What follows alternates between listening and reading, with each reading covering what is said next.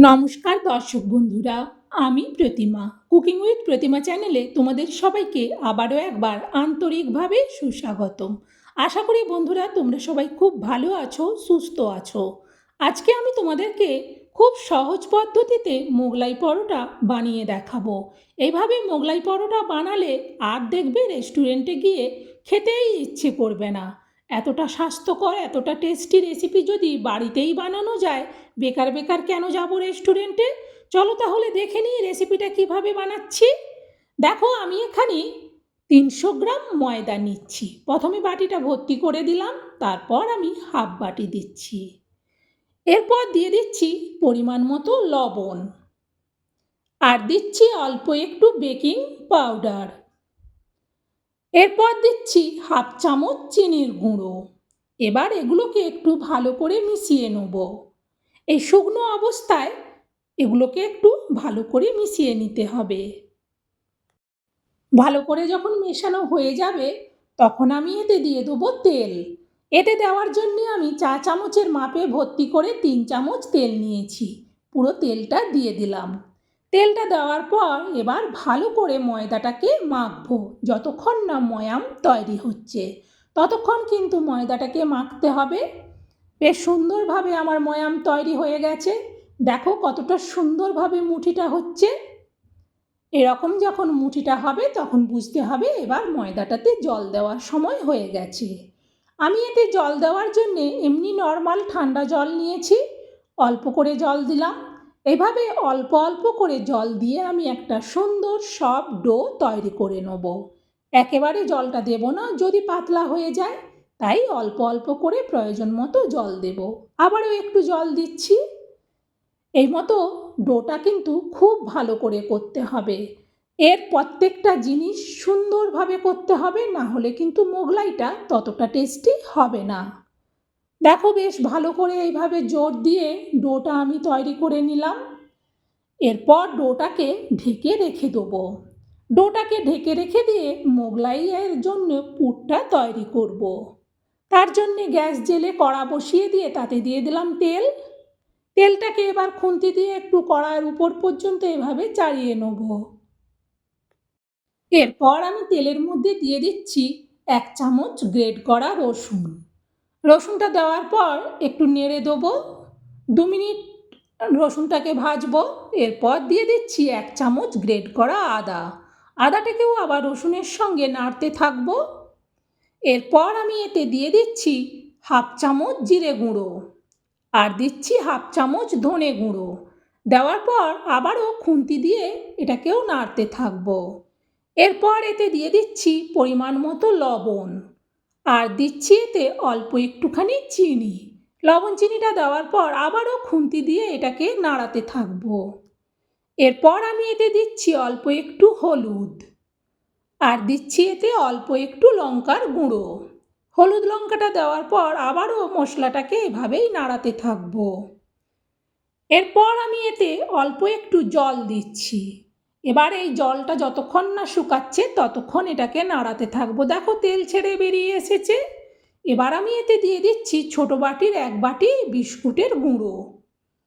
বিস্কুটের গুঁড়োটা দেওয়ার পর এটাকে ভালো করে নাড়াতে থাকবো। এরপর আমি এতে দিয়ে দিচ্ছি ছোটো বাটির 1 বাটি ব্রেড ক্রাম্বস। এই ব্রেড ক্রাম্বসটা দেওয়ার পর আবারও এটাকে ভালো করে নাড়াতে থাকবো। সুন্দর করে যতক্ষণ না এটা ঝরঝরে হচ্ছে ততক্ষণ এটাকে নাড়াতে থাকবো। 3-4 মিনিট এইভাবে এটাকে বেশ ভালো করে নাড়াতে হবে। এভাবে যখন সুন্দর এটা বেশ হয়ে যাবে, মিশে যাবে, তখন এই পুরটাকে আমি নাবিয়ে নেব। নাবিয়ে আমি এই জায়গাটার মধ্যে রেখে দিচ্ছি। এখন এই পুরটা বেশ গরম, একটু ঠান্ডা হতে দেবো। তাই একটু চামচ দিয়ে ভালো করে এইভাবে নাড়িয়ে দিলাম।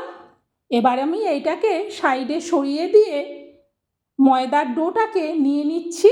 সেটাকে ছোট ছোট করে লিচি কেটে নেব।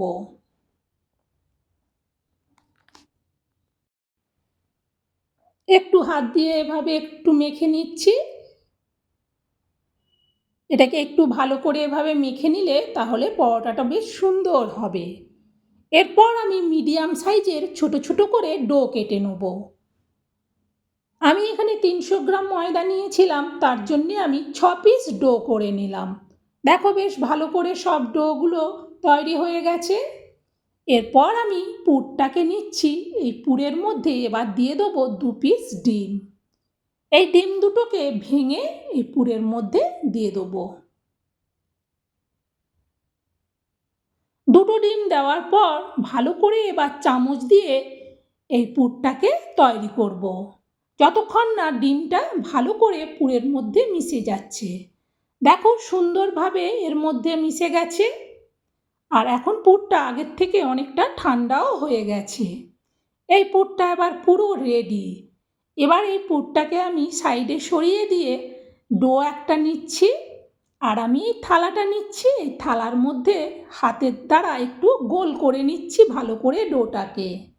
এই ডোটাকে আমি আজকে তেল দিয়ে বেলবো, তাই একটু তেল দিয়ে দিলাম।